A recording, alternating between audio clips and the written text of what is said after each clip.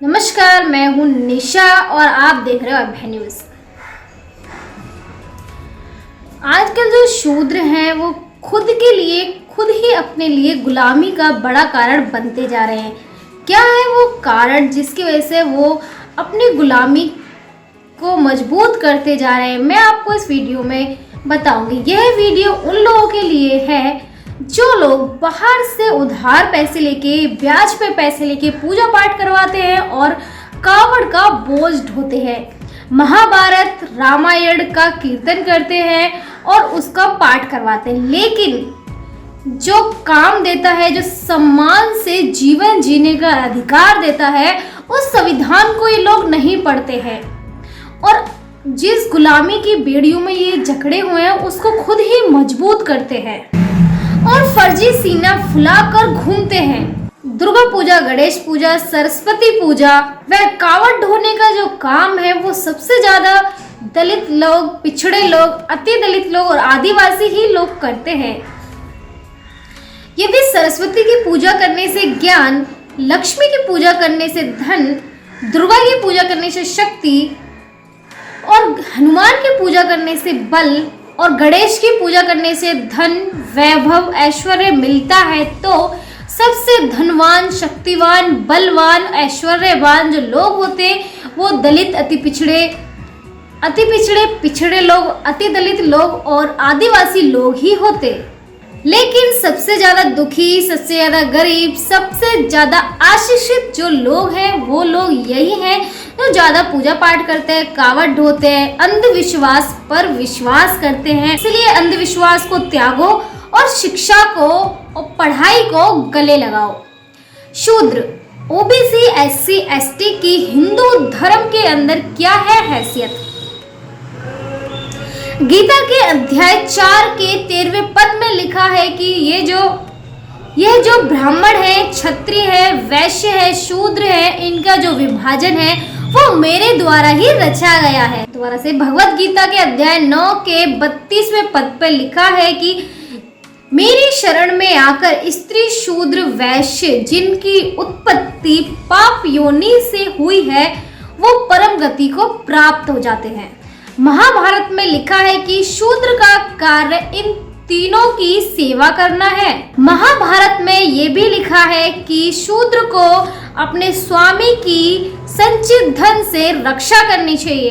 रामायण में लिखा है कि यदि शूद्र तपस्या करता है तो राज्य जो निर्धनता में डूब जाता है।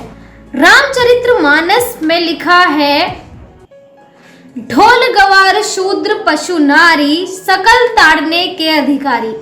रामचरितमानस में ये भी लिखा है पूज्य विप्रशील गुणहीना, शूद्र ना गुण गण ज्ञान प्रवीणा। आपस्त तंब धर्म सूत्र में लिखा है कि जो शूद्र अपने राजा के चरणों की धोवन पीता है, राजा उससे टैक्स यानी कि कर नहीं लेता है। कथन संहिता में लिखा है कि जिस गाय का दूध अग्निहोत्र के काम के लिए जाता है या अग्निहोत्र का काम करता है उसको शूद्र ना छुएं। ऐत्रेय ब्राह्मण सूत्र में लिखा है कि शूद्र केवल दूसरों के सेवक है, इसके अतिरिक्त उनका कोई भी अधिकार नहीं है।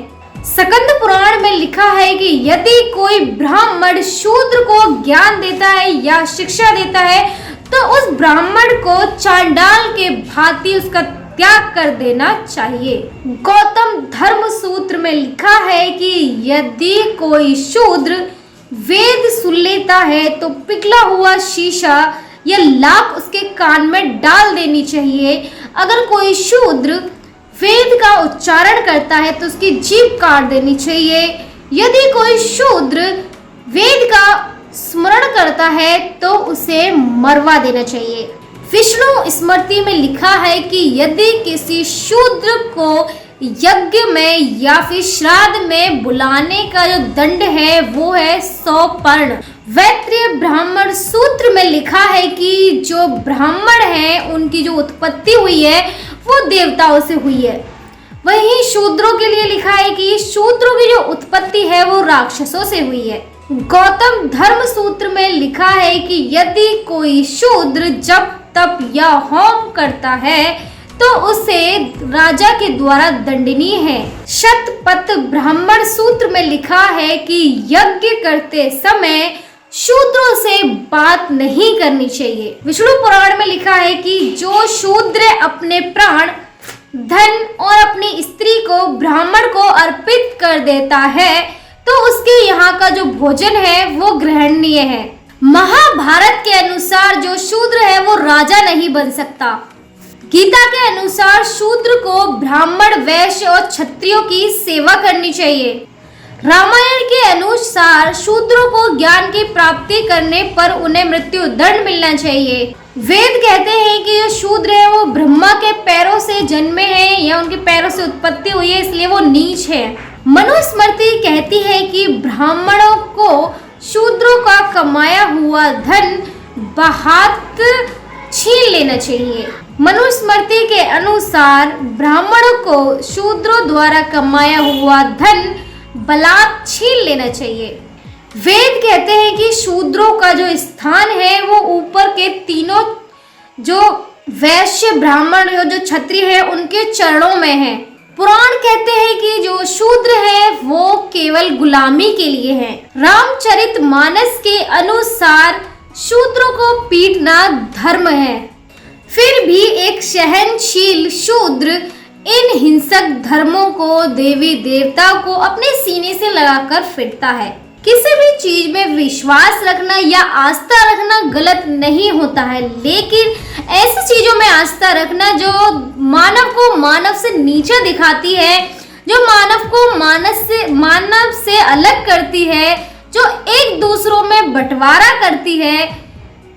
मानव में हर चीज सेम होती है, लेकिन फिर भी किसी को इतना ऊंचा दर्जा दे देते हैं और किसी को इतना नीचा दर्जा दे देते हैं। ऐसे धर्म ग्रंथों की क्या सच में हमें मान्यता करनी चाहिए, हमें पूजा करनी चाहिए या हमें पढ़नी चाहिए? हमें पढ़ना चाहिए तो हमारे देश भारत का संविधान, जिसमें ना तो किसी के लिए ऊंच नीच है, ना किसी के लिए अपशब्द है, ना किसी के लिए कोई किसी भी तरह का अपमान है। किसी भी जाति के, किसी भी धर्म के लोग, कोई भी गरीब हो, अमीर हो, कुछ भी हो, सबके लिए संविधान के अंदर समान अधिकार दिए गए हैं। लेकिन देवी देवता जो हैं उनमें आस्था रखना गलत नहीं है, लेकिन अंधविश्वास करना वो गलत है। किसी भी चीज में आस्था रखो, लेकिन अंधविश्वास से दूर रहो। पढ़ो, लिखो और अपने अधिकारों को जानो। गीता पुराण, विष्णु पुराण, महाभारत, रामायण पढ़ने की बजाय अपने देश का संविधान पढ़ो, ताकि आप जान पाओ कि आपके अधिकार क्या है, आपके साथ क्या सच में गलत हो रहा है, क्या आप इसके अधिकारी हो या आपके साथ कुछ और होना चाहिए, क्या आपके साथ गुलामी हो रही है या आप खुद अपनी गुलामी को बढ़ावा दे रहे हो, क्या आपको इस गुलामी से बाहर निकलना चाहिए। हमारा देश बहुत साल पहले आजाद हो चुका है, लेकिन हमारे देश के अंदर मानसिक गुलामी अभी भी कायम है।